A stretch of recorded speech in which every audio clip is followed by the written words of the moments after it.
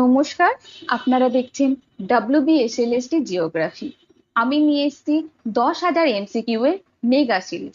আজকে তার তৃতীয় পর্ব। প্রথম এবং দ্বিতীয় ক্লাসে আমরা বায়ুমণ্ডল থেকে 25টি টোটাল 50টি MCQ অলরেডি করা হয়ে গেছে। আজকে আরো 25টি MCQ করব, যে MCQ গুলো হবে আগের ক্লাসের তুলনায় একটু অ্যাডভান্স লেভেলে, একটু কনসেপ্ট বেস। তো প্রথম প্রশ্ন আমরা দেখে নিই, অ্যাডজাসেন্ট রিজন টাইপের প্রশ্ন। অ্যাডজাসেন্টে কি দেওয়া রয়েছে? বিষুবীয় অঞ্চলে ট্রোপোপজের উচ্চতা মেরু অঞ্চলের তুলনায় বেশি। তাহলে প্রথম অ্যাডজাসেন্টটা ঠিক না ভুল সেটা আমরা আগে যাচাই করি। আগের দিন ক্লাসে এই নিয়ে কিন্তু আমরা আলোচনা করেছিলাম। ধরুন এইটা হচ্ছে পৃথিবী, এটি নিরক্ষরেখা, এটা মেরু অঞ্চল।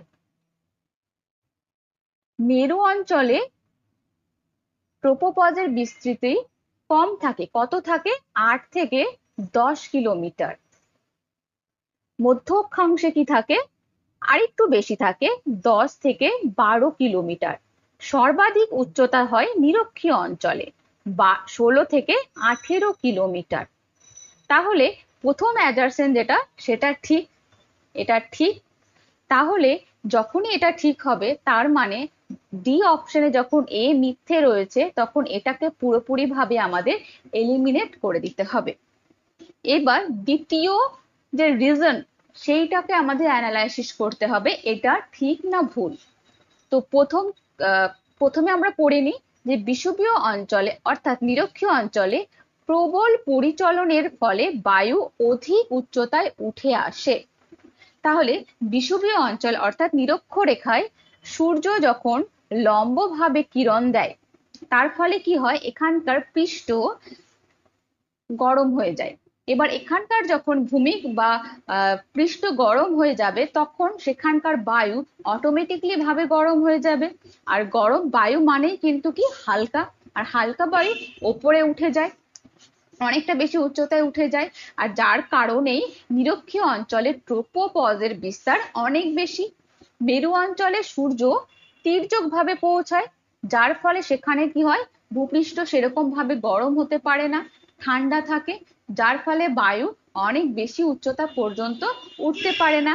সেই জন্যই তো মেরু অঞ্চলে ট্রোপোপজের বিস্তৃতি কম, সব থেকে কম 8 থেকে 10 কিলোমিটার। তাহলে রিজনটাও ঠিক। যখন রিজনটাও ঠিক হলো, তখন অপশন সি তে রয়েছে আর মিথ্যে, রিজনটা ঠিক, তাহলে এই অপশনটাও এলিমিনেট হয়ে যাবে। এবার দুটোর মধ্যে কোনো সম্পর্ক অর্থাৎ সঠিক ব্যাখ্যা, মানে আর এর তুলনায় সঠিক ব্যাখ্যা না ব্যাখ্যা নয়, এই দুটোর মধ্যে আমাদেরকে অ্যানালাইসিস করতে হবে। তো এখানে একদম সঠিক ব্যাখ্যা, যেহেতু এখানে সূর্যের অধিক রশ্মি লম্বভাবে পড়ে, কনভেকশন অর্থাৎ পরিচলনের পদ্ধতি কার্যকরী হয়ে থাকে, বায়ু অধিক উচ্চতায় উঠে আসে, সেই জন্য তো ট্রোপোস্ফিয়ারের উচ্চতা বেড়ে যায়। তো এটা সঠিক ব্যাখ্যা, তাহলে অপশন এ হবে সঠিক আনসার। বোঝা গেল? নেক্সট আমরা প্রশ্ন দেখব, ওজোনের ফটোকেমিক্যাল ইকুইলিব্রিয়ামের জন্য কোনটি অপরিহার্য? প্রশ্ন তো বুঝলাম, তো ফটো কেমিক্যাল ইকুইলিব্রিয়ামটা কি সেটাও আমাদের একটু ব্যাখ্যা করতে হবে, না হলে শুধু আনসার করে নিলে তো হবে না। তো এখানে ফটোকেমিক্যালকে যদি আমরা দুটো ভাগে ভাগ করি, তো ফটো কথার অর্থ আলো, আর কেমিক্যাল কথার অর্থ হচ্ছে রাসায়নিক। রাসায়নিক। তাহলে ফটোকেমিক্যাল বা ফটোকেমিক্যাল রিয়াকশন কাকে বলা হচ্ছে? যে আলোর প্রভাবে যে রাসায়নিক বিক্রিয়াটা ঘটছে, ফটো ফলে যে কেমিক্যাল রিয়াকশন হচ্ছে, তাকেই ফটোকেমিক্যাল রিয়াকশন বলছে। ঠিক আছে, এবার ফটোকেমিক্যাল ইকুইলিব্রিয়াম কি সেটা জানতে হবে। হ্যাঁ, এই যে দিনভর ধরে ওজোন তৈরি হচ্ছে, O3 তৈরি হচ্ছে, শুধু কি তৈরি হচ্ছে, সেটা তো ভেঙেও যাচ্ছে। এই যে তৈরি হওয়া ভেঙে যাওয়া, এই দুটোর মধ্যে একটা ভারসাম্য থাকে। এই যে ভারসাম্য থাকে, তাকেই বলা হচ্ছে ফটোকেমিক্যাল ইকুইলিব্রিয়াম। ঠিক আছে, ইকুইলিব্রিয়াম হচ্ছে ভারসাম্যতাকে বোঝাচ্ছে। তাহলে ওজোন সৃষ্টি এবং ধ্বংসর প্রক্রিয়া, এই দুটো প্রক্রিয়ার মধ্যে যখন ভারসাম্য থাকে তখন তাকে ফটোকেমিক্যাল ইকুইলিব্রিয়াম বলা হয়। তাহলে ওজোনের এই তৈরি বা ধ্বংসের জন্য কারা দায়ী বা কারা দায়ী নয়, সেইটা আমাদেরকে এখানে অপশনে দেখতে হবে। প্রথম অপশনে রয়েছে ইউভি রেডিয়েশন। তাহলে ইউভি রেডিয়েশন কি হবে? এই ইউভি রেডিয়েশন হবে সঠিক আনসার। কেন সঠিক আনসার? এই ইউভি রেডিয়েশন অর্থাৎ ইউভি যে কটি রেডিয়েশন রয়েছে, এ বি সি, ঠিক আছে? তো এইখানে ইউভি কিন্তু অক্সিজেন অণুকে ভেঙে দেয়। তাহলে ইউভি কি করে? ধরুন অক্সিজেন অণু মানে কি O2, O2 যখন ইউভির সাথে রিয়াকশন করছে তখন কি করছে? এই O2 কে O1 এবং O1 দুটোতে ভেঙে দিচ্ছে, ঠিক আছে? এবার যখন O1 এবং O1 এ ভেঙে দিচ্ছে, অক্সিজেন পরমাণু তৈরি করে ফেলছে, তখন কি হচ্ছে? একটি পরবর্তী স্টেপে একটি অক্সিজেন পরমাণুর সাথে আরেকটি অক্সিজেন অণু যুক্ত হয়ে তৈরি হচ্ছে O3, ঠিক আছে? O3। তাহলে এইভাবে কিন্তু O3 তৈরি হয়ে গেল, মানে ওজোন তৈরি হয়ে গেল ইউভি রে এর জন্য। এবার ওজোন কিভাবে ইউভি রে ভেঙে দিচ্ছে? তো যখন O3 ওজনের সাথে ইউভি ওজনের সাথে ইউভি যখন বিক্রিয়া হচ্ছে, তখন কি করছে? এই O3 কে O2 প্লাস O1 এ ভেঙে দিচ্ছে। তাহলে ওজোন আবার কি হলো? একটি অক্সিজেন অণু এবং অক্সিজেন পরমাণুতে ভেঙে দিল। এই ইউভি অক্সিজেন অণু এবং পরমাণু যুক্ত করে O3 তৈরি করলো। আবার ইউভি কিন্তু O3 কে অর্থাৎ ওজনকে ভেঙে দেওয়ার জন্য কাজ করলো। এর ফলেই তো ইকুইলিব্রিয়াম বা ভারসাম্যতা বজায় থাকছে। সেই জন্য সঠিক আনসার হবে ইউভি রেডিয়েশন। বোঝা গেল? তাহলে বাকি অপশন গুলো দেখি, যে ইনফ্রারেড রেডিয়েশন কেন হবে না, কেন হবে না সেটাও দেখতে হবে। তো ইনফ্রারেড রেডিয়েশন হচ্ছে তাপ বিকিরণ। কি? তাপ বিকিরণ। তো এটি কি করে? এটা হচ্ছে পৃথিবী থেকে যে সূর্য কি হয়, সূর্যের আলো শর্ট ওয়েভের দ্বারা পৃথিবীতে আসে এবং লং ওয়েভের দ্বারা চলে যায়। তো লং ওয়েভের দ্বারা কি বিকিরণ হয়ে যায়? এই ইনফ্রারেড রেডিয়েশনটি বিক্রিয়া হয়ে চলে যায়। তো ইনফ্রারেড রেডিয়েশন এর সাথে সরাসরি ডিরেক্ট কি রিলেটেড? Hit related. এখানে ওজোনের সাথে ইনফ্রারেড রেডিয়েশনের কোনো সম্পর্ক নেই। ঠিক একইভাবে রেডিও ওয়েভেরও কিন্তু কোনো সম্পর্ক নেই। রেডিও ওয়েভের তরঙ্গের দৈর্ঘ্য অনেক বড়। তরঙ্গ দৈর্ঘ্য অনেক বড়, অনেক বড়, ঠিক আছে? তো এর শক্তি খুব কম। এটি শুধুমাত্র যোগাযোগ ব্যবস্থার জন্য ব্যবহৃত হয়। এখানে অক্সিজেন ভাঙতে বা ওজোন সৃষ্টি করতে কোনো ভূমিকা পালন করে না। ঠিক একইভাবে কসমিক রেও হবে না। কসমিক রে কোথায় থাকে? মহাকাশ থেকে আসে। মহাকাশ থেকে কসমিক রে আসে। তো এর কিছু আয়নীয় মানে আয়নীয়করণ ঘটাতে পারে, কিন্তু কোনোভাবেই এটি অক্সিজেন বা ওজোনকে ভাঙতে পারে না। বোঝা গেল? নেক্সট প্রশ্ন কি রয়েছে দেখে নিই আমরা। আরেকটা জিনিস মনে রাখতে হবে, ওজোন কিন্তু আমাদের অনেক কিছুতে হেল্প করে। স্কিন ক্যান্সার, মানে ওজোন যদি আমাদের ডিরেক্ট মানে কন্টাক্টে চলে আসে তাহলে কিন্তু স্কিন ক্যান্সার বা ক্যাটারাক্ট বাড়তে পারে, ডিএনএ ক্ষতি হতে পারে, উদ্ভিদের ক্ষতি হতে পারে, ওভারঅল পুরো বায়োডাইভার্সিটি নষ্ট হয়ে যেতে পারে। বোঝা গেল? নেক্সট প্রশ্ন কি? স্ট্র্যাটোস্ফেরিক সার্কুলেশনের প্রধান বৈশিষ্ট্য কোনটি? খুব ভালো একটি প্রশ্ন। তো আমরা জানি স্ট্র্যাটোস্ফিয়ার কোথায় অবস্থিত? ট্রোপোস্ফিয়ারের ওপরে অবস্থিত, যেটাকে শান্ত মণ্ডল বলা হয়ে থাকে। তো স্ট্র্যাটোস্ফিয়ারের বিস্তার কত দূর? 12 থেকে 50 কিলোমিটার পর্যন্ত।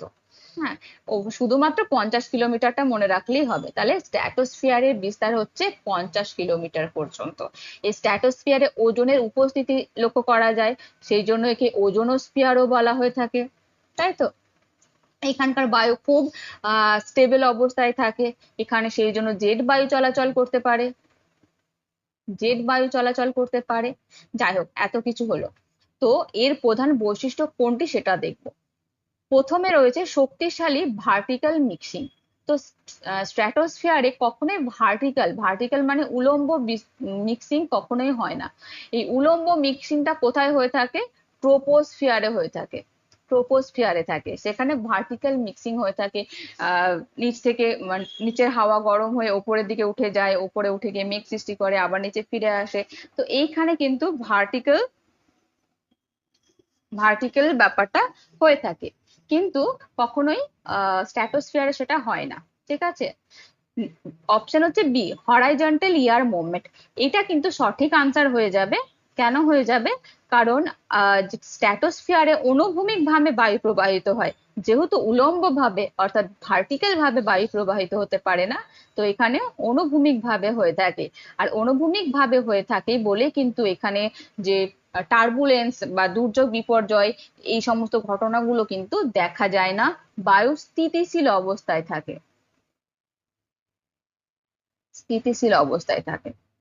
ঠিক আছে, আর এই কারণে কিন্তু এখানে জেট জেট স্ট্রিমের কিছু অংশ দেখা যায়। ঠিক আছে, ওজনের বিস্তার এখানে লক্ষ্য করা যায়। যাই হোক, নেক্সট যে দুটো অপশন রয়েছে সেইগুলো নয় কেন সেটাও আমরা দেখে নিই। Thunderstorm formation. থান্ডারস্টর্ম ফরমেশন কি স্ট্র্যাটোস্ফিয়ারে হয়ে থাকে? ঝড় বৃষ্টি এগুলো স্ট্র্যাটোস্ফিয়ারে হয়ে থাকে না, এগুলো ট্রোপোস্ফিয়ারে হয়ে থাকে, কখনোই স্ট্র্যাটোস্ফিয়ারে হয় না। ঠিক আছে, কনভেকটিভ ইনস্টেবিলিটি। কনভেকটিভ ইনস্টেবিলিটি মানে কি? মানে হচ্ছে উত্তপ্ত বায়ু কিন্তু সহজেই উপরে উঠে যাওয়ার যে প্রবণতা। তো এই যে সূর্যরশ্মি ভূপৃষ্ঠকে গরম করলো এখান, এবং এই ভূপৃষ্ঠের আশেপাশে বায়ু গরম হয়ে হালকা হয়ে উপরে উঠে যাওয়ার যে প্রবণতা, সেটাকে কনভেকটিভ ইনস্টেবিলিটি বলা হয়ে থাকে। আর এই ওপরে উঠে যাওয়ার ঘটনাটা কোথায় হয়ে থাকে? ট্রোপোস্ফিয়ারে হয়ে থাকে, স্ট্র্যাটোস্ফিয়ারে হয়ে থাকে না। তো সঠিক আনসার হবে হরাইজন্টাল ইয়ার মুভমেন্ট হচ্ছে সঠিক আনসার। ক্লিয়ার? নেক্সট প্রশ্ন, নিম্নের কোন গ্যাসটি অ্যাটমসফেরিক রেসিডেন্স টাইম সব থেকে বেশি? তো প্রশ্ন বুঝলাম, কিন্তু অ্যাটমসফেরিক রেসিডেন্স টাইম মানে কি সেটাও আমাদের জানতে হবে। তো কোনো গ্যাস কত দিন বা কত সময় বা কত, অ্যাকচুয়ালি দিন তো থাকে না, কত বছর বা কত দিন কত মাস বা কত বছর ধরে বায়ুমণ্ডলেই থেকে যায়, তাকে বলা হয় অ্যাটমসফেরিক রেসিডেন্স টাইম। ঠিক আছে, এবার প্রত্যেকটা জিনিস যেটা বায়ুমণ্ডলে অবস্থিত, nitrogen, oxygen, water vapour, carbon dioxide, methane, প্রত্যেকের একটা নির্দিষ্ট সময়সীমা রয়েছে যে তারা এতক্ষণ বা এত বছর ধরে তারা আহ বায়ুমণ্ডলে থেকে যেতে পারে।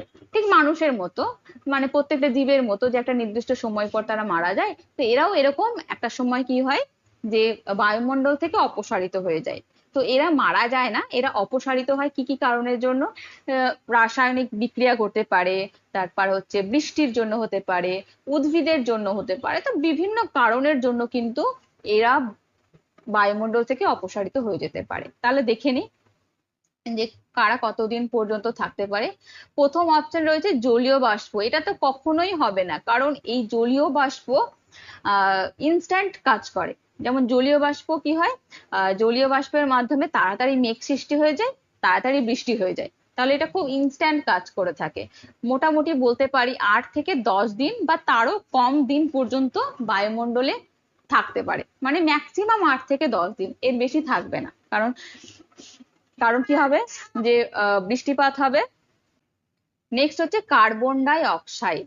ঠিক আছে, এইটাও হচ্ছে ভুল আনসার। কার্বন ডাই অক্সাইড কিন্তু, মানে নর্মালি কার্বন ডাই অক্সাইডও দীর্ঘ সময় বায়ুমণ্ডলে থেকে যায়। কত পর্যন্ত? দশক থেকে শতাব্দী, এইটুকুটা মনে রাখলেই হবে। দীর্ঘ সময়, ঠিক আছে, লং টাইম থাকতে পারে, লং টাইম থাকে, কিন্তু লংগেস্ট টাইম নয়। কারণ আমরা এখানে প্রশ্ন দেখেছি সবচেয়ে বেশি কার্বন ডাই অক্সাইড হতে পারে, লং টাইম থাকতে পারে, বাট লংগেস্ট হচ্ছে অন্য কেউ রয়েছে। নেক্সট হচ্ছে মিথেন। মিথেনও হবে না, মিথেন একটি শক্তিশালী গ্রিন হাউস গ্যাস, কিন্তু এর গড় বছর হচ্ছে 12 বছর পর্যন্ত, 12 বছর পর্যন্ত বায়ুমণ্ডলে টিকে থাকতে পারে। তারপর কিন্তু আর থাকে না। তাহলে লাস্ট অপশনই আনসার হবে, সঠিক আনসার নাইট্রোজেন। একদম ঠিক, বায়ুমণ্ডলে সব থেকে বেশি পরিমাণে থাকে নাইট্রোজেন। বায়ুমণ্ডল সব থেকে মানে বেশি পরিমাণে থাকে, সাথে স্থিতিশীল অবস্থায় বায়ুমণ্ডলে থেকে যেতে পারে, বহু বছর পর্যন্ত থাকে। কেন থাকে? অ্যাকচুয়ালি নাইট্রোজেনের বন্ধন খুবই শক্তিশালী, এটাকে সহজে ভাঙা যায় না। সহজে ভাঙা যায় না, সেই জন্যই কিন্তু নাইট্রোজেনকে সহজেই বায়ুমণ্ডল থেকে অপসারিত করা যায় না বা অপসারিত হয় না। সেই জন্য লংগেস্ট টাইম পর্যন্ত বায়ুমণ্ডলে নাইট্রোজেন থেকে যায়। নেক্সট প্রশ্ন হচ্ছে, নিম্নের কোনটি বায়ুমণ্ডলের এরোসেলের প্রধান উৎস নয়? ঠিক আছে, এরোসেল মানে কি? এরোসেল মানে কি? এরোসেল বলতে বায়ুমণ্ডলে যে কিছু ভাসমান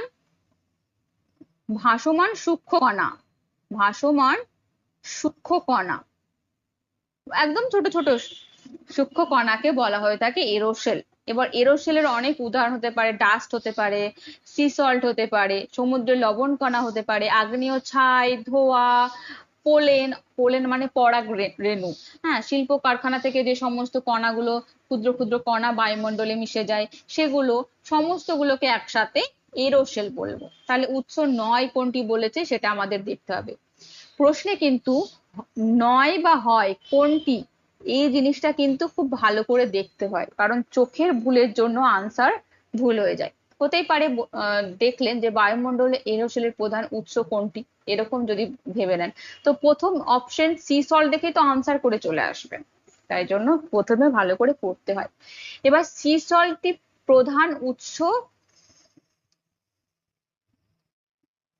নয় বলেছে, কিন্তু সি সল্ট থেকে কিন্তু এরোসেল পাওয়া যায় কিভাবে? সমুদ্রের জলে অনেক লবণ থাকে, ঠিক আছে, লবণ কণা বাতাসে ছড়িয়ে পড়ে।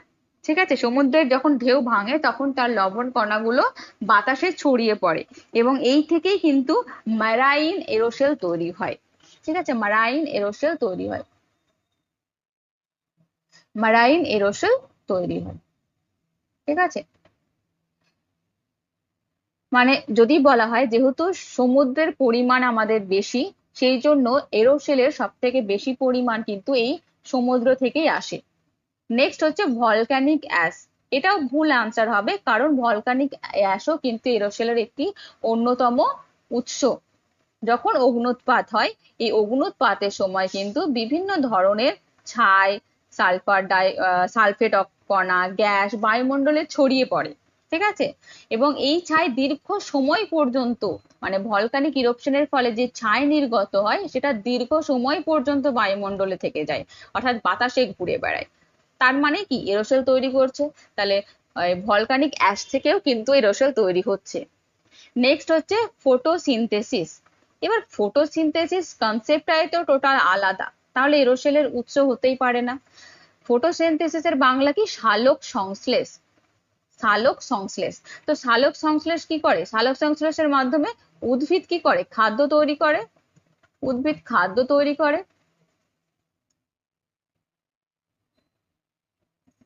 হ্যাঁ, উদ্ভিদ খাদ্য তৈরি করে। তো এতে কি করছে? উদ্ভিদ কার্বন ডাই অক্সাইড গ্রহণ করছে, জল গ্রহণ করছে, সূর্যের আলো থেকে শক্তি নিচ্ছে, গ্লুকোজ তৈরি করছে, অক্সিজেন ছাড়ছে। এখানে কিন্তু কোনো আহ কণার তৈরি হওয়ার কোনো ঘটনাই ঘটছে না। তাহলে এরোসেল কোনোভাবে এরোসেল তৈরির প্রধান উৎস কোনোভাবেই ফটোসিনথেসিস হতে পারে না। তো সঠিক আনসার হবে ফটোসিনথেসিস। তবে নেক্সট ডিটা দেখে নিই আমরা। ডিটা হচ্ছে ডেজার্ট ডাস্ট। ঠিক আছে, তো মরুভূমিতে আমরা জানি যে মরুভূমিতে যখন হাওয়া দেয় বা বাতাস বয়, তখন মরুভূমির যে বালুকণা বা ধূলিকণা উড়ে নিয়ে যায়। এই উড়ে যাওয়ার সময় কি হয়? ধূলিকণা বহু, মানে যেহেতু মরুভূমি অনেকটা ফাঁকা জায়গার মধ্যে, তো হাজার হাজার কিলোমিটার ধরে কিন্তু সেই ধূলিকণাগুলো ভেসে ভেসেই উড়ে বেড়ায়। তো এইগুলো তো এরোসেলই তো, বাতাসে উড়ে বেড়াচ্ছে মানে এরোসেল। তো ডেজার্ট ডাস্টও হবে না, সঠিক আনসার হবে ফটোসিনথেসিস। নেক্সট প্রশ্ন হচ্ছে, ওজোন লেয়ার এর ক্ষয়ের প্রধান মানবসৃষ্ট কারণ কোনটি? ঠিক আছে। এর অনেকে না ওজোন লেয়ারের যে ক্ষয় কনসেপ্টটা সেটা কিন্তু অনেক সময় ভুল করে ফেলে, ঠিক আছে। মানে বুঝতে ভুল করে যে ওজোন লেয়ারের ক্ষয় মানে ভাবে যে ওজোন লেয়ারের মানে ওজোন হোল, মানে ভাবে যে ওজনের লেয়ারটি কোনো জায়গায় হোল হয়ে গেছে, তো সেরকম কোনো ঘটনা নয়। ওজোন লেয়ার পাতলা হওয়ার ঘটনাকে ওজোন হোল বলা হয়ে থাকে, ঠিক আছে। পাতলা হওয়ার ঘটনাকে ওজোন হোল বলা হয়ে থাকে। তো তার আগে আমরা আহ জেনে নিই যে ওজোন লেয়ার কোথায় থাকে বলুন তো। আপনারা জানাবেন কোথায় থাকে, ঠিক আছে। শুধু আমি উচ্চতাটা মানে কোথায় থাকে বলতে বায়ুমণ্ডলের কোন স্তরে থাকে এই জিনিসটা আপনারা আমাকে জানান। আমি যদিও বা বিস্তার বলে দিচ্ছি, ওজোন লেয়ারের বিস্তার কিন্তু 15 থেকে 35 কিলোমিটারের মধ্যে থাকে। 15 থেকে 35 কিলোমিটারের থাকে। ওজনের সংকেত কি? O3, ঠিক আছে। এবার হচ্ছে আহ এই ওজোন কি করছে? ইউভি বি এবং সি থেকে আমাদেরকে প্রোটেক্ট করছে। সেই জন্য ওজোনকে অনেক সময় কিন্তু প্রোটেক্টিভ শিল্ডও বলা হয়ে থাকে। কি বলা হয়? প্রোটেক্টিভ শিল্ডও বলা হয়ে থাকে। বোঝা গেল? ঠিক আছে। এবার কারণ কোনটি? Sulphur die oxide. Sulphur die oxide কিভাবে নির্গত হয়? মূলত আগ্নেয়গিরির অগ্নুৎপাতের ফলে কিন্তু সালফার ডাই অক্সাইড আহ বেরিয়ে আসে। আর এই সালফার ডাই অক্সাইডের জন্য কিন্তু অ্যাসিড রেন হয়। অ্যাসিড রেন হয়, হ্যাঁ, অ্যাসিড বৃষ্টি হয়, ঠিক আছে। তো কিন্তু অ্যাসিড বৃষ্টি হলেও এই সালফার ডাই অক্সাইডের জন্য কিন্তু কোনোভাবে ওজোন লেয়ার ক্ষয় হয় না। এই সালফার ডাই অক্সাইডের জন্য পৃথিবীর তাপমাত্রা সাময়িকভাবে কমতে পারে। তাপমাত্রা সাময়িকভাবে কমতে পারে, কিন্তু কোনোভাবেই ওজোন লেয়ার ক্ষয় করে না, ঠিক আছে। দ্বিতীয় হচ্ছে কার্বন মনোঅক্সাইড। কার্বন মনোঅক্সাইড একটি বিষাক্ত গ্যাস, ঠিক আছে। এটি কোথা থেকে আসে? যানবাহনের ধোঁয়া, যানবাহনের ধোঁয়া থেকে, ঠিক আছে, যে কোনো দহন থেকে, শিল্প কারখানা থেকে কিন্তু এই কার্বন মনোঅক্সাইড নির্গত হয়। এই কার্বন মনোঅক্সাইড কি ক্ষতি করে? মানুষের রক্তে হিমোগ্লোবিনের সাথে যুক্ত হয়ে অক্সিজেন পরিবহনে বাধা দেয়। তাহলে কি করছে? হিমোগ্লোবিনের সাথে হিমোগ্লোবিনের সাথে যুক্ত হয়ে অক্সিজেন পরিবহনে, O2 পরিবহনে বাধা সৃষ্টি করে, বাধার সৃষ্টি করে, ঠিক আছে। কিন্তু কোনোভাবে ওজোন ক্ষয়ের সাথে কার্বন মনোঅক্সাইড যুক্ত নয়। আনসার কি হবে? Chlorofluorocarbon, CFC. সিএফসি হবে সঠিক আনসার। সিএফসি একসময় ব্যাপকভাবে কিসে ব্যবহৃত হতো? ফ্রিজে, এসিতে, ঠিক আছে, যে কোনো ফোম ইন্ডাস্ট্রিতে কিন্তু এই সিএফসি ব্যবহার হতো। আর এই সিএফসি কি হতো? এই সিএফসি স্ট্র্যাটোস্ফিয়ারে পৌঁছে গিয়ে ইউভি রে এর সাথে ইউভি রে এর সাথে আহ মানে ইউভি রে বিক্রিয়ার ফলে বা ইউভি রে প্রভাবে কিন্তু ক্লোরিন, এই সিএফসি থেকে ক্লোরিন মুক্ত হয়ে যেত। ক্লোরিন মুক্ত হয়ে যেত এবং এই ক্লোরিনই কি করতো? ওজোনকে ধ্বংস করে দেয়, ঠিক আছে। এই ক্লোরিনই ওজোনকে ধ্বংস করে দেয়। মানে বলা যেতে পারে একটি ক্লোরিন, আমি এখানে লিখি একটি ক্লোরিন, ক্লোরিন 1 লক্ষ 1 লক্ষ ওজনকে ধ্বংস করতে সক্ষম। তাহলে একটা ক্লোরিন 1 লক্ষ ওজনকে ধ্বংস করছে, তার মানে কতটা ক্ষতিকর এই সিএফসি, কতটা ক্ষতিকর। আর এই সিএফসির কারণেই কিন্তু আমাদের ওজোন লেয়ারের এত ডিপ্লেশন হচ্ছে, ঠিক আছে। নাইট্রোজেন, নাইট্রোজেন কোনো মতে হবে না। নাইট্রোজেনের পরিমাণ বায়ুমণ্ডলে অনেক বেশি। এটি একটি পার্মানেন্ট গ্যাস। এখানে রাসায়নিকভাবে এটি স্থিতিশীল গ্যাস, কোনোভাবেই ওজোন লেয়ারকে ধ্বংস করে না, ঠিক আছে। এবং আচ্ছা বলুন তো, এই ওজোন লেয়ারকে প্রোটেকশন করার জন্য একটি প্রোটোকল আনা হয়েছিল, সে প্রোটোকলের নাম কি? জানাবেন। এরপর দেখবো 57 নম্বর প্রশ্ন, টার্বোপজ কোন স্তরে অবস্থিত? এটা সোজা প্রশ্ন। টার্বোপজ কোন স্তরে অবস্থিত? প্রথমে আমরা দেখি যে ট্রোপোস্ফিয়ার, না, ট্রোপোস্ফিয়ার কি হবে না, ট্রোপোস্ফিয়ারের ওপর অবস্থিত হচ্ছে ট্রোপোপজ। ট্রোপোপজ, তো এখানে কোনোভাবেই হবে না। ঠিক আছে, স্ট্র্যাটোস্ফিয়ার না, স্ট্র্যাটোস্ফিয়ারে হচ্ছে স্ট্র্যাটোপজ। এখানে ভার্টিক্যাল মিক্সিং কম, ভার্টিক্যাল মিক্সিং বেশি কোথায়, ট্রোপোস্ফিয়ারে। স্ট্র্যাটোস্ফিয়ারে কিন্তু ভার্টিক্যাল মিক্সিং কিন্তু কম, বেশি ট্রোপোস্ফিয়ারে। ঠিক আছে, অপশন হচ্ছে মেসোস্ফিয়ারের উপরের অংশতে শুরু হয় টার্বোপজ। তাহলে সঠিক আনসার হবে টার্বোপজ।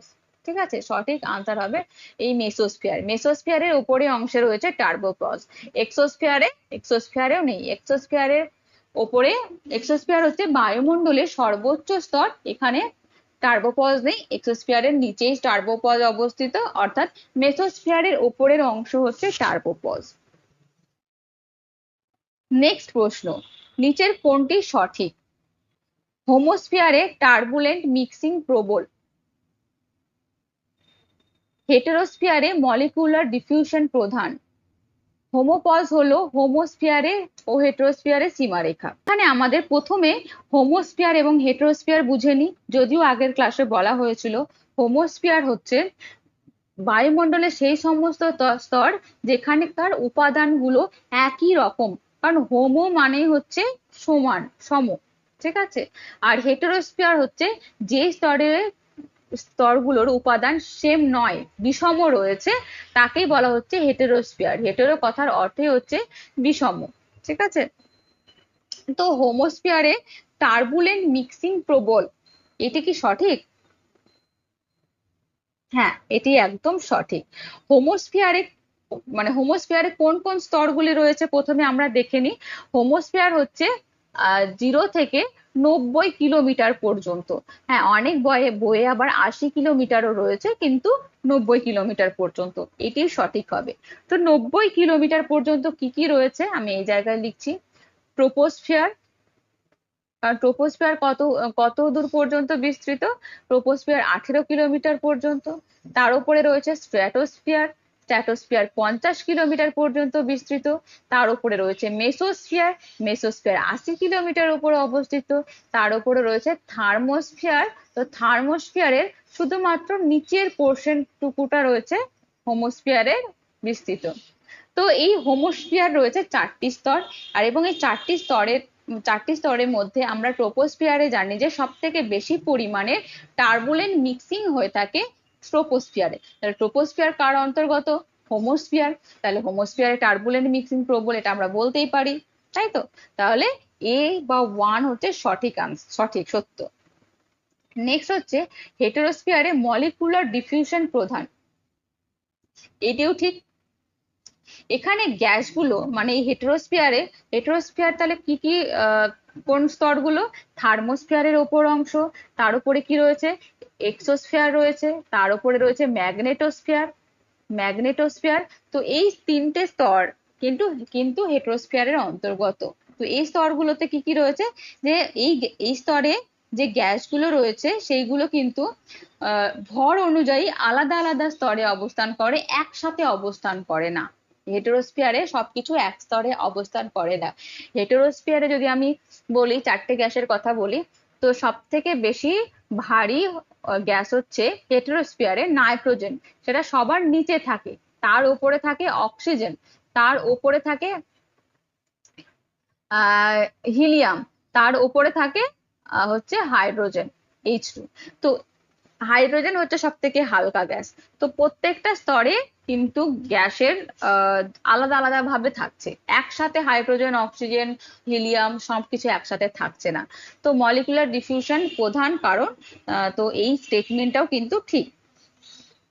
3 নম্বর, হোমোপজ হলো হোমোস্ফিয়ার বা হেটেরোস্ফিয়ারের সীমারেখা, এটাও ঠিক। হোমোস্ফিয়ার এবং হেটেরোস্ফিয়ারের সীমারেখা হলো হোমোপজ। ঠিক আছে, তার মানে এখানে সঠিক আনসার হবে 1, 2, 3, তিনটেই ঠিক। বোঝা গেল? নেক্সট প্রশ্ন হচ্ছে, নিচের কোনটি গ্রিনহাউস গ্যাস হলেও ওজোন ডিপ্লেশনে সরাসরি ভূমিকা রাখে না?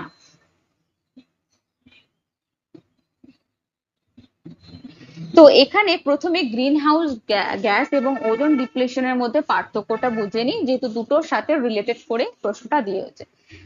গ্রিন হাউস গ্যাস কোনগুলো? যেই গ্যাসগুলো পৃথিবীকে উষ্ণ বা তাপমাত্রা বৃদ্ধি করতে সাহায্য করে বা বৃদ্ধি করে ফেলে, সেই গ্যাসগুলো হচ্ছে গ্রিন হাউস গ্যাস।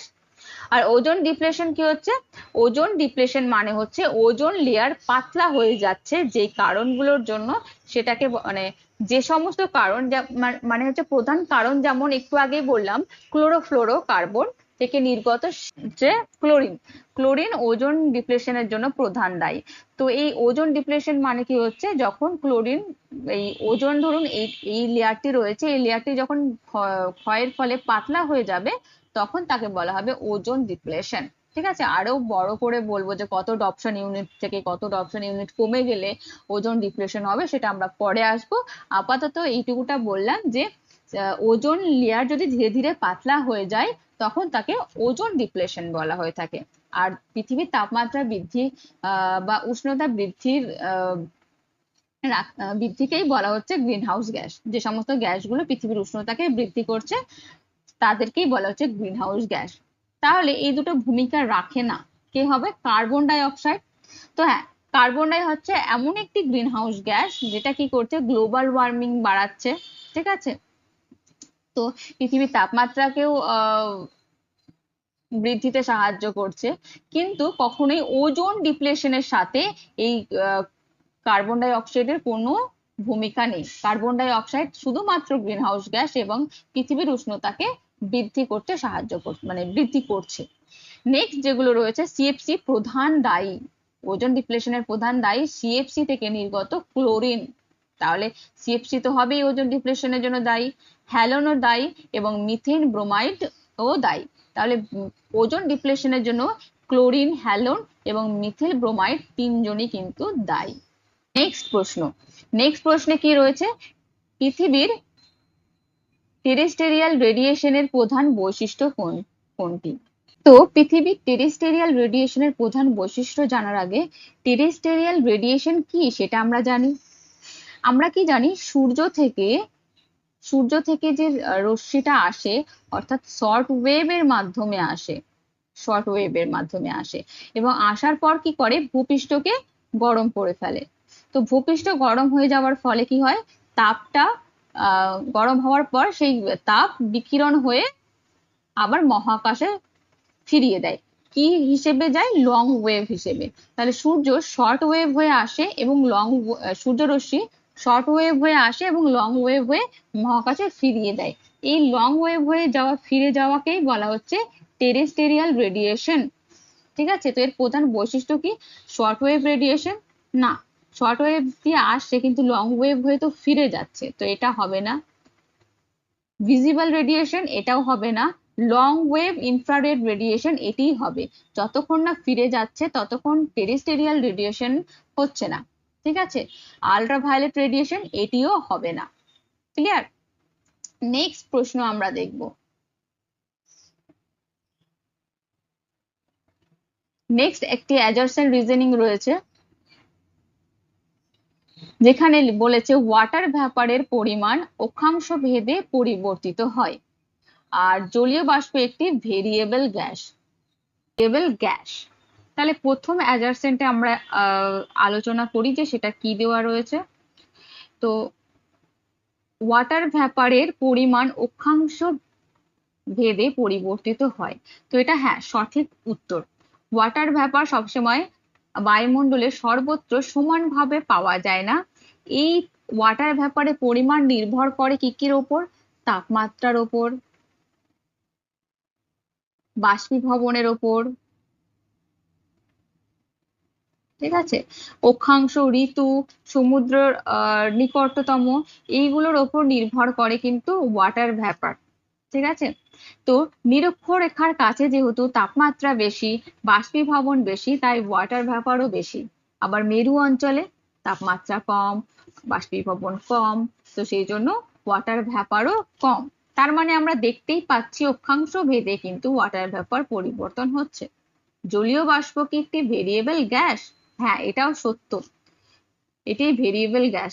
স্থান ভেদে ঋতু ভেদে, সময় ভেদে কিন্তু জলীয় বাষ্পের পরিমাণ পরিবর্তন হতে দেখা যাচ্ছে বা পরিবর্তিত হচ্ছে। ঠিক আছে, জলীয় বাষ্পের পরিমাণ 0 থেকে 4% মতো হতে পারে।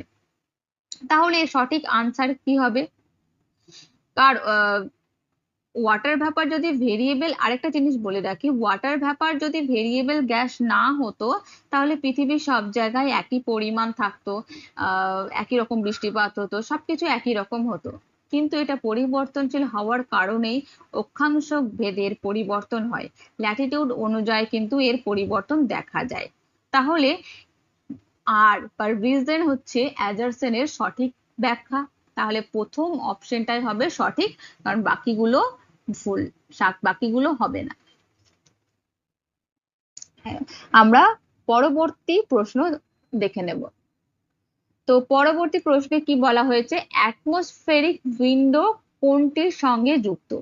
ঠিক আছে, তো প্রথমে অ্যাটমসফেরিক উইন্ডো কি সেটা আমাদের জানতে হবে।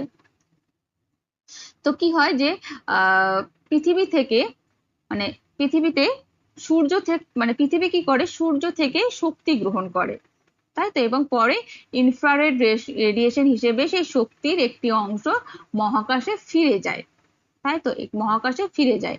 তো একটি অংশ কি করছে, বায়ুমণ্ডলে মানে শর্ট ওয়েভ হয়ে আসছে এবং লং ওয়েভ হয়ে মহাকাশে ডিরেক্টলি ভাবে ফিরে যাচ্ছে, যেটা পৃথিবীর কোনো কাজে লাগছে না।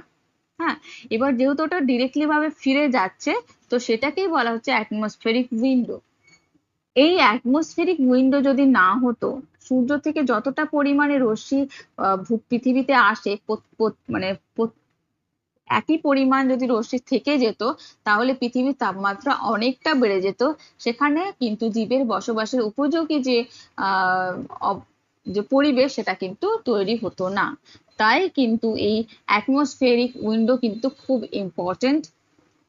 তো এটি কোনটির সঙ্গে যুক্ত? ইউভি অ্যাবজর্পশনের সঙ্গে যুক্ত না, অ্যাটমসফেরিক উইন্ডোর সাথে এই ইউভির কোনো সম্পর্ক নেই। ইউভি স্ট্র্যাটোস্ফিয়ারের থাকা ওজোন লেয়ার শোষণ করে, অ্যাটমসফেরিক উইন্ডোর সাথে কোনো সম্পর্ক নেই। দ্বিতীয় হচ্ছে ভিজিবল লাইট অ্যাবজর্পশন, না, এর সাথেও কোনো সম্পর্কিত নেই। অ্যাটমসফেরিক উইন্ডো বলতে বিশেষভাবে পৃথিবীর লং ওয়েভ ইনফ্রারেড রেডিয়েশনের জন্যই ব্যবহৃত হয়েছে। কিসের জন্য? ইনফ্রারেড রেডিয়েশনের জন্যই ব্যবহৃত হয়েছে, আর সেই জন্য অপশন সি হবে সঠিক আনসার, ইনফ্রারেড রেডিয়েশনের নির্দিষ্ট তরঙ্গ দৈর্ঘ্যের জন্য। ঠিক আছে,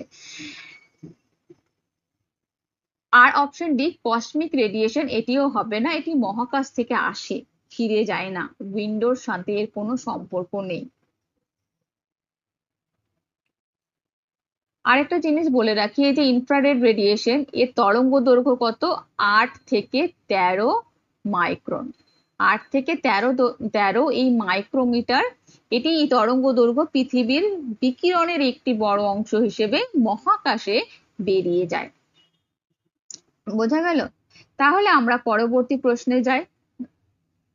ভিডিও অনেক বড় হয়ে যাচ্ছে, আমি শর্ট করে বোঝানোর চেষ্টা করলে করতে পারি, কিন্তু বুঝতে অসুবিধে হবে, সেই জন্য আমি একটু লং করার চেষ্টা করছি। যদি আপনাদের লং এ প্রবলেম হয় আপনারা জানাবেন, তাহলে আমি আরো শর্ট করে দেব, বা যদি মনে হয় না ঠিক আছে বা আরো লং দরকার, আরো ডিটেল দরকার, সেটাও আপনারা জানাবেন। আচ্ছা, নিম্নের কোনটি থার্মাল ইনভার্সনের ফল নয়? তাহলে নিম্নের কোনটি থার্মাল ইনভার্সনের ফল নয়? তাহলে প্রথমে টেম্পারেচার ইনভার্সন কি সেটা জানতে হবে। তো টেম্পারেচার ইনভার্সন মানে কি? আমরা ট্রোপোস্ফিয়ার, বায়ুমণ্ডলে ট্রোপোস্ফিয়ারে কি দেখছি, উচ্চতা বৃদ্ধির সাথে উষ্ণতা কমে যাচ্ছে, এটা normal lapse rate, normal lapse rate. ঠিক আছে, তো এই নর্মাল ল্যাপস রেট কোথায় দেখা যাচ্ছে? ট্রোপোস্ফিয়ারে দেখা যাচ্ছে। কিন্তু টেম্পারেচার ইনভার্সন উচ্চতার সঙ্গে তাপমাত্রা বাড়ে। নর্মাল ল্যাপস রেটে কি হচ্ছে, যেটাকে এনভায়রনমেন্ট ল্যাপস রেটও বলা হয়ে থাকে, ইএলআরও বলা হয়ে থাকে, যেখানে উচ্চতা বৃদ্ধির সাথে উষ্ণতা কমতে থাকে, কত? 6.5 ডিগ্রি সেলসিয়াস পার কিলোমিটার হারে কমতে থাকে, তাই তো। কিন্তু টেম্পারেচার ইনভার্সনে কিন্তু দেখাচ্ছে উচ্চতা বৃদ্ধির সাথে তাপমাত্রা না কমে বৃদ্ধি পাচ্ছে। ঠিক আছে। ফলে নিচের ঠান্ডা বায়ু উপরে উঠতে পারছে না, কারণ নিচে যদি ঠান্ডা বায়ু থাকে সে তো ভারী, সে উপরে উঠতে পারবে না, এবং বায়ুমণ্ডল খুব স্থিতিশীল হয়ে ওঠে, স্টেবল হয়ে যায়। যাই হোক, এই টেম্পারেচার ইনভার্সনের প্রধান ফলাফল কি? প্রধান ফলাফল কিন্তু স্মোক, এয়ার পলিউশন, ফগ সৃষ্টি, হ্যাঁ, ভিজিবিলিটি কমে যায়, যেহেতু চারিদিকে ফগ তৈরি হয় সেই জন্য ভিজিবিলিটি কমে যায়। ঠিক আছে। তো থার্মাল ইনভার্সনের ফলাফল স্মোক বৃদ্ধি, এটা তো একদমই সঠিক আনসার। মানে সঠিক আনসার বলতে সঠিক জিনিস, তো এখানে নয় চেয়েছে। তো থার্মাল ইনভার্সনের ফল নয়, কিন্তু থার্মাল ইনভার্সনের ফলে কিন্তু স্মোক বৃদ্ধি হয়। ঠিক আছে। এই স্মোক বৃদ্ধি, এই স্মোক কিন্তু কিসের সাথে যুক্ত? ধোঁয়া এবং কুয়াশা। এটি খুব ডেঞ্জারাস একটি জিনিস, এর ফলে বহু অ্যাক্সিডেন্ট কিন্তু ঘটে থাকে। ঠিক আছে। দিল্লিতে সব থেকে বেশি পরিমাণে আমরা স্মোক দেখতে পাই, কলকাতাতে দেখতে পাই। ঠিক আছে। দ্বিতীয় অপশন হচ্ছে এয়ার পলিউশন ট্র্যাপ, এটিও মানে টেম্পারেচার ইনভার্সনের ফলাফল।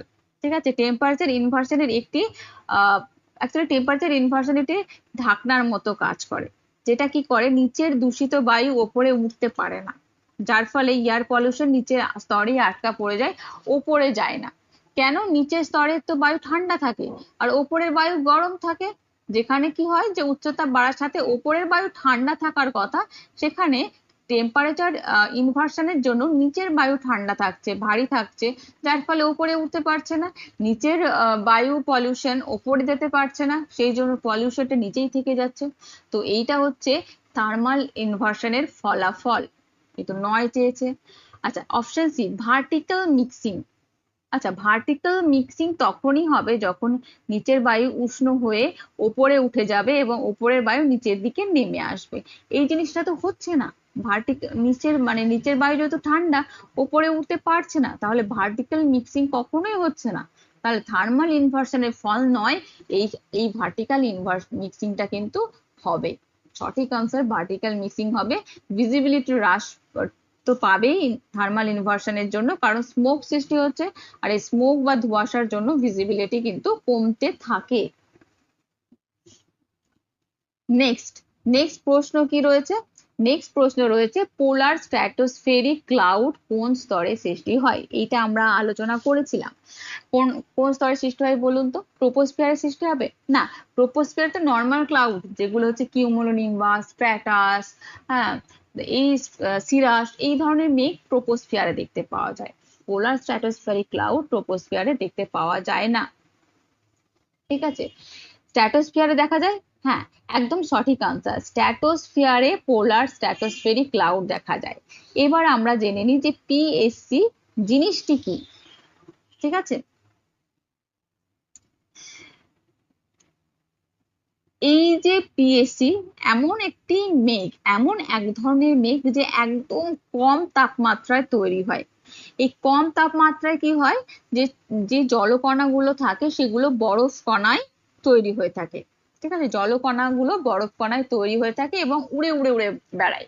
ঠিক আছে। তো এইটা কোথায় দেখতে পাওয়া যায়? স্ট্র্যাটোস্ফিয়ারে দেখতে পাওয়া যায়। এই মেঘকে আবার কি বলা হয়ে থাকে? এটা ইম্পর্টেন্ট যে এই মেঘকে মাদার অফ ফল ক্লাউড বলে। এবং আর কি বলে একে? এছাড়াও বলা হয়ে থাকে নেক্রিয়াস নেক্রিয়াস ক্লাউড। ঠিক আছে। খুব ইম্পর্টেন্ট কিন্তু, যে নেক্রিয়াস ক্লাউড কোন স্তরে দেখা যায়, এরকমও দিতে পারে। স্ট্র্যাটোস্ফিয়ার হবে তার সঠিক আনসার। মেসোস্ফিয়ার, মেসোস্ফিয়ারে হবে না। মেসোস্ফিয়ারে কোন ক্লাউড দেখা যায় বলুন তো? কমেন্টে জানান। থার্মোস্ফিয়ার, থার্মোস্ফিয়ারে কোনো রকমই মেঘ দেখতে পাওয়া যায় না। নেক্সট প্রশ্ন, নিম্নের কোনটি আর্থ রেডিয়েশন বাজেটের অংশ নয়? ঠিক আছে। প্রথমে রেডিয়েশন বাজেট কি সেটা আমরা জানি। আমরা কি জানি? সূর্য রশ্মি, আবার সেই একই জিনিস, যে সূর্য রশ্মি মানে বা সৌরশক্তি থেকে সোলার এনার্জি পৃথিবী গ্রহণ করে, অর্থাৎ শর্ট ওয়েভের মাধ্যমে আসে এবং লং ওয়েভের মাধ্যমে মহাকাশে ফিরে যায়। এই দুয়ের মধ্যে যখন ভারসাম্য বজায় রাখে বা এই ভারসাম্য, তাকেই বলা হয়ে থাকে রেডিয়েশন বাজেট, মানে কতটা পরিমাণ আসছে, কতটা পরিমাণ ফিরে যাচ্ছে, কিভাবে আসছে, কিভাবে কি হচ্ছে, সমস্তটাকে বাজেট বলা হয়ে থাকে। আর এই ভারসাম্যটা যদি নষ্ট হয়ে যায় তবেই কিন্তু এই গ্লোবাল ওয়ার্মিং বা গ্লোবাল কুলিং এর মতো ঘটনা ঘটে থাকে। ঠিক আছে, তাহলে কোনটি অংশ নয় আমরা জানি। প্রথম অপশন রয়েছে ইনকামিং সোলার রেডিয়েশন। তো ডেফিনেটলি এটা আর্থ রেডিয়েশন বাজেটের অংশ, কারণ ইনকামিং সোলার রেডিয়েশন অর্থাৎ শর্ট ওয়েভের মাধ্যমে সূর্যরশ্মি আসে, তাহলে এটা বাজেটের অংশ। রিফ্লেক্টেড সোলার রেডিয়েশন, এটাও বাজেটের অংশ, কারণ লং ওয়েভের মধ্য দিয়ে কতটা রশ্মি মহাকাশে ফিরে যাচ্ছে সেটাও বাজেটের অন্তর্গত। অপশন সিতে কি বলেছে, আউটগোয়িং লং ওয়েভ রেডিয়েশন,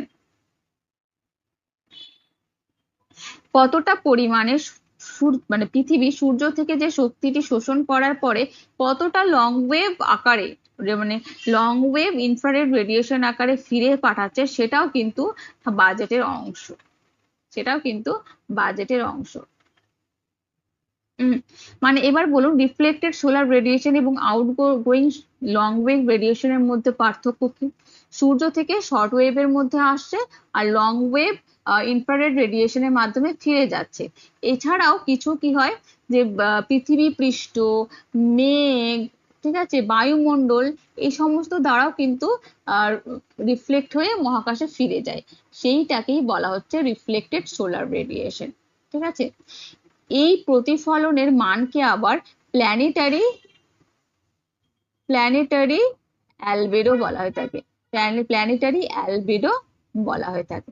ঠিক আছে, নেক্সট তাহলে যে অপশন ডি রয়েছে সেটাই হবে সঠিক আনসার, আর্থ ম্যাগনেটিক রেডিয়েশন। আর্থ ম্যাগনেটিক রেডিয়েশন নামে রেডিয়েশন বাজেটের কোনো স্বীকৃতিই নেই, এর কোনো অস্তিত্বই নেই। পৃথিবীর ম্যাগনেটিক ফিল্ড আছে যা সোলার উইন্ড থেকে পৃথিবীকে রক্ষা করছে। তাহলে পৃথিবীর যে ম্যাগনেটিক ফিল্ড রয়েছে সেটা কোথা থেকে পৃথিবীকে রক্ষা করছে? সোলার উইন্ড থেকে। এখানে রেডিয়েশন বাজেটের সাথে কোনো সম্পর্ক নেই, তাহলে সঠিক আনসার হবে অপশন ডি। নেক্সট প্রশ্ন হচ্ছে কি, নেক্সট প্রশ্ন হচ্ছে অ্যাটমসফেরিক স্টেবিলিটি কোন অবস্থায় বৃদ্ধি পায়? ঠিক আছে, অ্যাটমসফেরিক স্টেবিলিটি। তো অ্যাটমসফেরিক স্টেবিলিটি বলতে কি বোঝায়?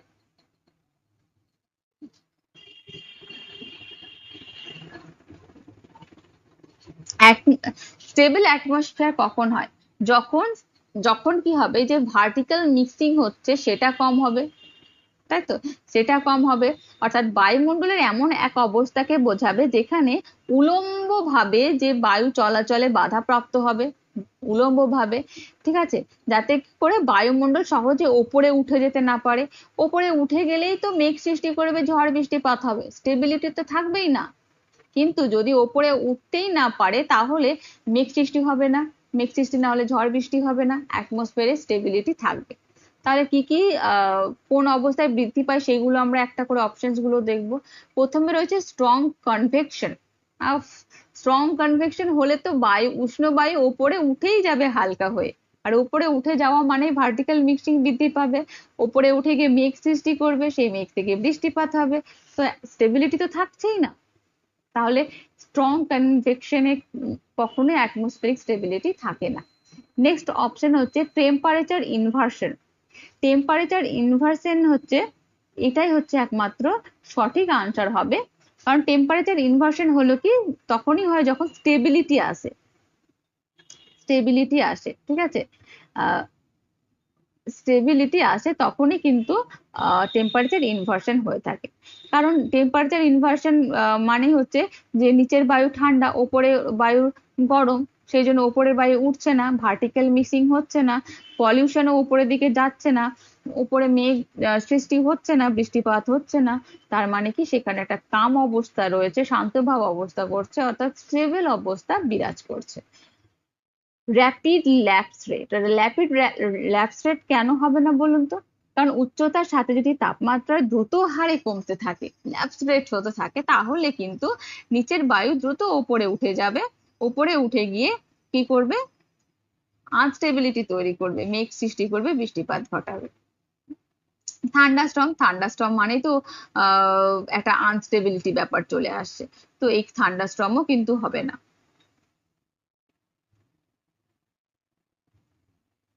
নেক্সট প্রশ্ন দেখি।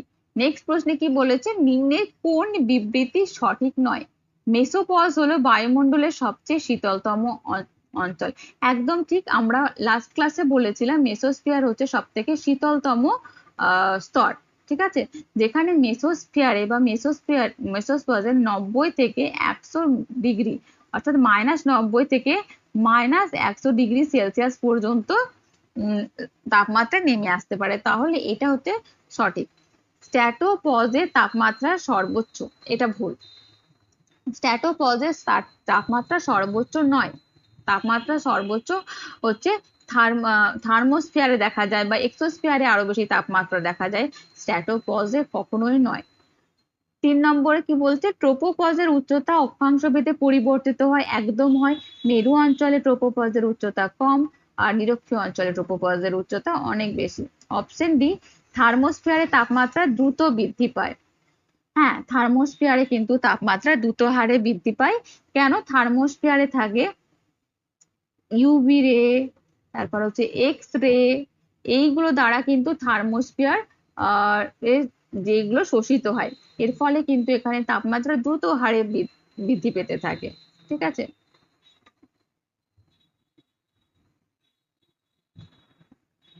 নেক্সট প্রশ্ন হচ্ছে কি, রেডিয়েটিভ ফোর্সিং বৃদ্ধি করে কোনটি? তার আগে জানতে হবে রেডিয়েটিভ ফোর্সিং জিনিসটা কি, তাই তো?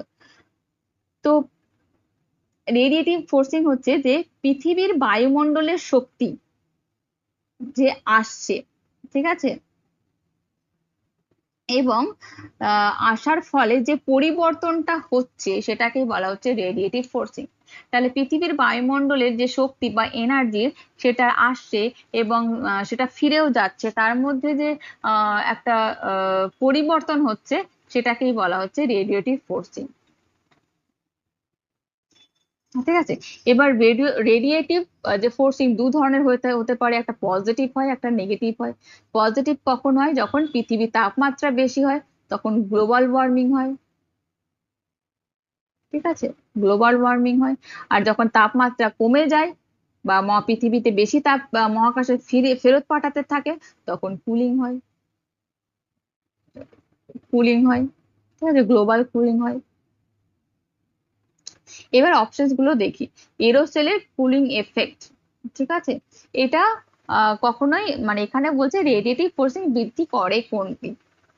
এরোসেলের কুলিং এফেক্ট, না, এটা কখনোই বৃদ্ধি করে না। কিছু এরোসেল সূর্যের আলো দ্বারা প্রতিফলিত হয়, ফলে কি হয়, পৃথিবীতে কম সৌরশক্তি পৌঁছায়। এর ফলে কিন্তু নেগেটিভ রেডিয়েটিভ ফোর্সিং সৃষ্টি হয় এবং পৃথিবী ঠান্ডা হতে পারে। তাই এটি রেডিয়েটিভ ফোর্সিং বৃদ্ধি করে না, এটা কমায়। ঠিক আছে, রেডিয়েটিভ ফোর্সিং বৃদ্ধি, তাপমাত্রা বৃদ্ধি পেলে হবে, কিন্তু এরোসেল তো কুলিং এফেক্ট দিচ্ছে, তাহলে হবে না। কার্বন ডাই অক্সাইড কনসেন্ট্রেশন বৃদ্ধি, এইটি হবে সঠিক আনসার। CO2 কি একটি গ্রিন হাউস গ্যাস, তাই তো, গ্রিন হাউস গ্যাস। এটি কি করছে? পৃথিবীর তাপমাত্রাকে বৃদ্ধি করছে। তাপমাত্রা বৃদ্ধি হচ্ছে মানে কি? গ্লোবাল ওয়ার্মিং হচ্ছে, পজিটিভ রেডিয়েটিভ ফোর্সিং বৃদ্ধি পাচ্ছে। এই কারণেই কিন্তু কার্বন ডাই অক্সাইড কনসেন্ট্রেশনটা বৃদ্ধির ঘটনাটাই রেডিয়েটিভ ফোর্সিং বৃদ্ধির কারণ হবে। সঠিক answer carbon die oxide concentration বৃদ্ধি হবে। সারফেস অ্যালবেডো বৃদ্ধি কেন হবে না? কারণ সারফেস অ্যালবেডো বাড়ছে মানে পৃথিবী কম শক্তি শোষণ করছে, এর ফলে মানে কুলিং সিস্টেমটা বেশি হচ্ছে। নেগেটিভ কুলিং, নেগেটিভ রেডিয়েটিভ ফোর্সিংটা সৃষ্টি করছে, পজিটিভটা সৃষ্টি করছে না। স্নো কভারও তাই, স্নো কভারে অ্যালবেডো খুব বেশি পরিমাণে তাপমাত্রার বিকিরণ ঘটে, আর বেশি পরিমাণে তাপমাত্রার বিকিরণ ঘটছে মানে কুলিং কুলিং ঘটছে, কুলিং ঘটছে। বোঝা গেল? আচ্ছা, এবার আমরা নেক্সট প্রশ্নে আসি। নেক্সট প্রশ্নে কি বলছে, কার্বন ডাই অক্সাইড, অ্যাজারসনে কি বলছে, কার্বন ডাই অক্সাইড একটি ওয়েল মিক্সড গ্যাস। তো এই জিনিসটা কি সত্য? হ্যাঁ, ওয়েল মিক্সড গ্যাস বলতে এমন এক গ্যাসকে বোঝায় যার ঘনত্ব হোমোস্ফিয়ারে বায়ুমণ্ডলের মানে হোমোস্ফিয়ারে বায়ুর মিশ্রণের কারণে তুলনামূলকভাবে সমান হয়ে থাকে। CO2 আমরা জানি কি কার্বন ডাই অক্সাইড হচ্ছে একটি পরিবর্তনশীল গ্যাস, স্থান ভেদে পরিবর্তন হতে পারে। কিন্তু আমরা ওভারঅল এখানে হোমোস্ফিয়ারে যদি আমরা আলোচনা করি তাহলে কিন্তু সেখানে মিশ্রিত অবস্থায় থাকে। তাই জন্য এই কার্বন ডাই অক্সাইড একটি ওয়েল মিক্সড গ্যাস আমরা বলতে পারি। আর নেক্সট যে রিজন সেখানে কি বলছে, হোমোস্ফিয়ারে CO2 বন্টন তুলনামূলকভাবে হচ্ছে সমান। তো হ্যাঁ, তো হোমোস্ফিয়ারে বায়ুর যে টার্বুলেন্ট মিক্সিং হয় এর কারণে কিন্তু গ্যাসগুলো তুলনামূলকভাবে সমান থাকে, আর এই কারণে CO2 কে ওয়েল মিক্সড গ্যাস বলা হয়ে থাকে। বোঝা গেল? কার্বন ডাই অক্সাইড একটি well mixed gas, হোমোস্ফিয়ারে carbon die অক্সাইডের টার্বুলেন্ট মিক্সিং এর প্রচুর পরিমাণে হয়ে থাকে, তার ফলে এটি একটি সমানভাবে বন্টন করা হয়ে থাকে, তুলনামূলকভাবে সমান বন্টন করা হয়ে থাকে। তাহলে এখানে বোঝাই যাচ্ছে যে এ এবং আর দুটোই সত্য এবং আর হচ্ছে এর সঠিক ব্যাখ্যা। তাহলে অপশন এ হবে সঠিক আনসার। নেক্সট হচ্ছে নিম্নের কোনটি অ্যানথ্রোপোজেনিক এরোসেল নয়? অর্থাৎ অ্যানথ্রোপোজেনিক, আগে আমরা পড়েছি এরোসেল মানে হচ্ছে কঠিন কণা, সূক্ষ্ম সূক্ষ্ম বায়ুমণ্ডলে ভাসমান কঠিন কণা। আর অ্যানথ্রোপোজেনিক মানে কি মানুষের কার্যকলাপ দ্বারা সৃষ্ট।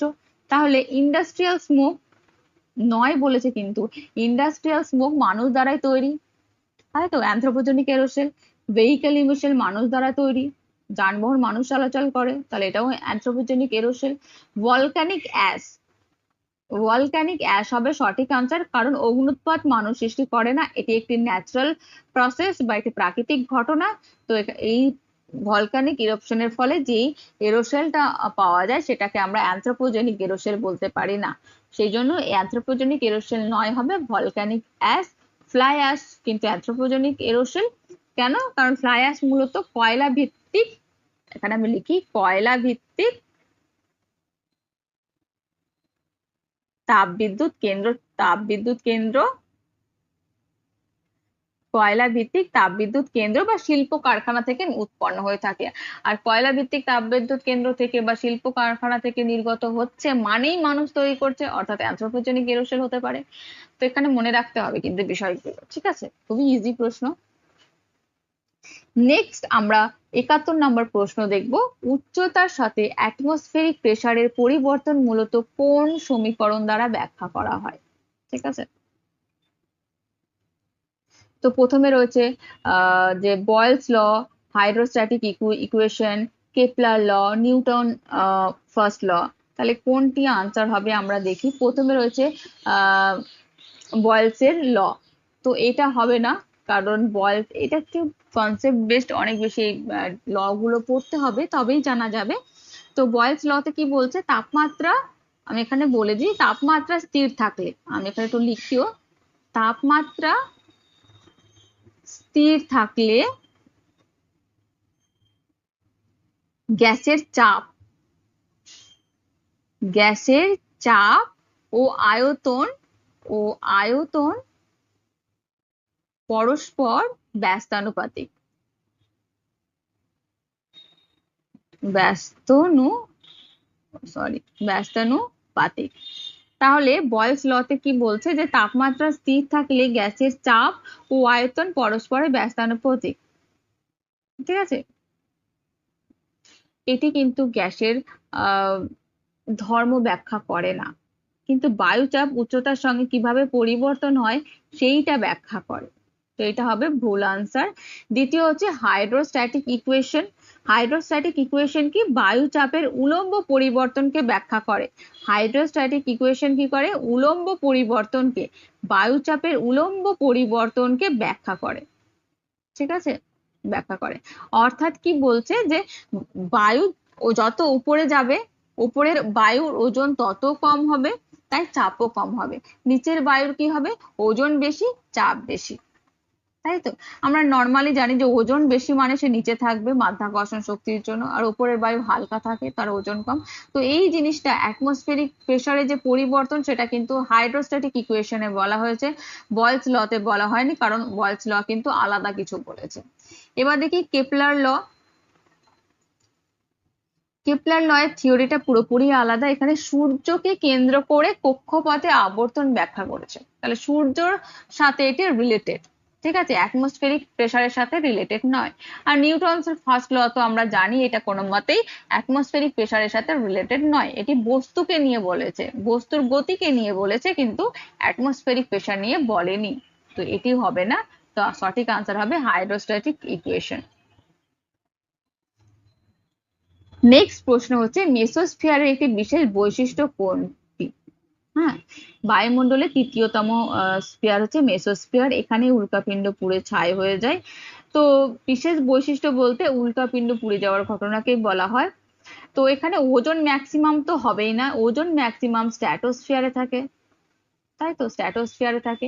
মিটিওর হ্যাঁ, মিটিওর বার্নিংটাই হয়ে থাকে, তাহলে উল্কাপিণ্ড পুড়ে ছাই মেসোস্ফিয়ারে হয়ে থাকে, সঠিক আনসার বি হবে। জেট এয়ারক্রাফট ফাইট স্ট্র্যাটোস্ফিয়ারে হয়ে থাকে, মেসোস্ফিয়ারে হয় না। ম্যাক্সিমাম ওয়াটার ভেপার ট্রোপোস্ফিয়ারে হয়ে থাকে, মেসোস্ফিয়ারে থাকে না, তাহলে অপশন বি হবে সঠিক আনসার। নেক্সট 73 নম্বর প্রশ্ন, যেখানে বলছে আর্থ রেডিয়েশন প্রধানত ইনফ্রারেড রেঞ্জে নির্গত হয়। তো এটা হচ্ছে সঠিক। পৃথিবী সূর্যের মতো অত গরম নয়, তাই তো, তাই পৃথিবীতে কি হয়, লং ওয়েভ ইনফ্রারেড রেডিয়েশন নির্গত হয়। তো এটা তো সঠিক, সঠিক। শর্ট ওয়েভের মাধ্যমে আসে এবং লং ওয়েভের মধ্যে যায়। শর্ট ওয়েভ রেডিয়েশন প্রধানত শর্ট ওয়েভ, হ্যাঁ এটা এক্স্যাক্টলি ঠিক। Greenhouse gas long wave রেডিয়েশনকে শোষণ করে, এটাও ঠিক। তো লং ওয়েভ রেডিয়েশনকে শোষণ করে কি, গ্রিন হাউস গ্যাস, যেমন CO2, water vapour, methane, nitrous oxide, এইগুলো কিন্তু গ্রিন হাউস গ্যাসকে শোষণ করে। তাহলে সঠিক উত্তর হবে ABC, অর্থাৎ 1, 2, 3 প্রত্যেকটাই। নেক্সট প্রশ্ন আমরা দেখব কি রয়েছে। অ্যাটমসফেরিক কম্পোজিশনের ভেরিয়েবল কম্পোনেন্ট নয় কোনটি? ভেরিয়েবল নয় মানে অ্যাটমসফিয়ারে বায়ুমণ্ডলের কম্পোজিশনকে দুটো ভাগে ভাগ করা হয়, একটা হচ্ছে কি পার্মানেন্ট, একটা হচ্ছে পার্মানেন্ট, আর একটি হচ্ছে ভেরিয়েবল, পরিবর্তনশীল। আচ্ছা, পার্মানেন্ট স্পেলিংটা এই হয়ে গেল পারমানেন্ট, ঠিক আছে। তো ওয়াটার ভ্যাপর পরিবর্তনশীল গ্যাস, ভেরিয়েবল গ্যাস, 0 থেকে 4% পাওয়া যায়। এরিয়া ঋতুভেদে এর পরিবর্তন লক্ষ্য করা যায়, সব জায়গায় সমানভাবে থাকে না, পার্মানেন্টলি ভাবেও থাকে না। ওজন, ওজন হবে, ওজন কি ভেরিয়েবল কম্পোনেন্টের মধ্যে পড়ে না? ওজনও ভুল, ওজনও হচ্ছে ভেরিয়েবল কম্পোনেন্ট। স্ট্র্যাটোস্ফিয়ারের ঘনত্ব বেশি কিন্তু ট্রোপোস্ফিয়ারের ঘনত্ব কম, তাহলে কি এরিয়া ওয়াইজ কিন্তু হচ্ছে ট্রোপোস্ফিয়ারে 10% পাওয়া যায়, ট্রোপোস্ফিয়ারে কত পাওয়া যাচ্ছে, ট্রোপোস্ফিয়ারে 10% পাওয়া যাচ্ছে, আর স্ট্র্যাটোস্ফিয়ারে 90% পাওয়া যাচ্ছে। তাহলে এরিয়া ভেদে পরিবর্তন হচ্ছে, সব জায়গায় একই নেই। কার্বন ডাই অক্সাইডও ভেরিয়েবল, এরিয়া ভেদে বেশি হয়ে থাকে, যেখানে শিল্প, ইন্ডাস্ট্রি এই ধরনের জিনিসগুলো রয়েছে, যেখানে জ্বালানি তখনই বেশি হয়, সেখানে কার্বন ডাই অক্সাইডের পরিমাণ বেশি হয়। নিয়ন, হ্যাঁ নিয়ন হচ্ছে সঠিক আনসার। তাহলে সঠিক আনসার কি হবে, নিয়ন হচ্ছে একটি নোবেল গ্যাস। কি গ্যাস? নোবেল গ্যাস, এবং এটি একটি নিষ্ক্রিয় নিষ্ক্রিয় গ্যাস, নিষ্ক্রিয় গ্যাস, যেটা বায়ুমণ্ডলে অত্যন্ত পার্মানেন্ট ভাবে থাকে, ঠিক আছে, পার্মানেন্ট ভাবে থাকে। নেক্সট এবং আজকের লাস্ট প্রশ্ন, নেক্সট এবং আজকের লাস্ট প্রশ্ন, যেখানে বলছে অ্যাটমসফেরিক ল্যাপস রেট সবসময় এনভায়রনমেন্টাল ল্যাপস রেটের সমান নয়। তাহলে কি বলছে, অ্যাটমসফেরিক ল্যাপস রেট সবসময় এনভায়রনমেন্ট ল্যাপস রেটের সমান নয়, এটা একদমই ঠিক বলেছে।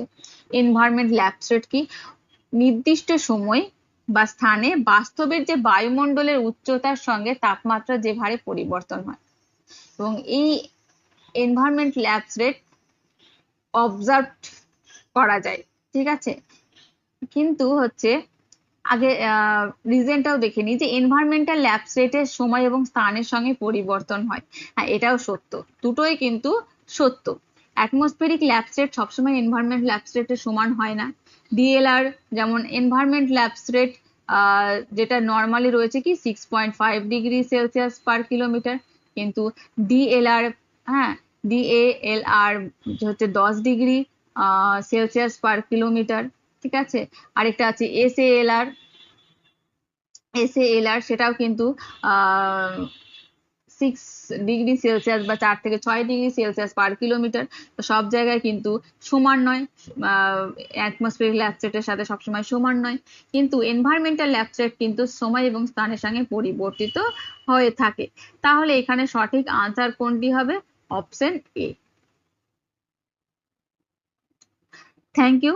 তো আজকের এই 25টি এমসিকিউ কেমন লাগলো আপনারা জানাবেন। একটু লম্বা ভিডিও হয়ে গেল, যেহেতু অ্যানালাইসিসটাও অনেকটা বেশি পরিমাণে করতে হলো। তো নেক্সট ক্লাসে আমরা আরো 25টি এমসিকিউ আমরা করব অ্যাটমসফিয়ার থেকে। তাহলে অ্যাটমসফিয়ার থেকে টোটাল কতগুলো করব? 100টি এমসিকিউ পড়া হয়ে যাবে, এবং তারপরে আমরা ক্লাইমেটের অন্য পার্ট বা আপনাদের যদি কোনো সাজেশন থাকে সেই পার্টের এমসিকিউ নিয়ে আসবো। ঠিক আছে, থ্যাংক ইউ। দেখতে থাকুন WBSLST জিওগ্রাফি, পড়তে থাকুন এবং প্রিপারেশন নিতে থাকুন ফর SLST।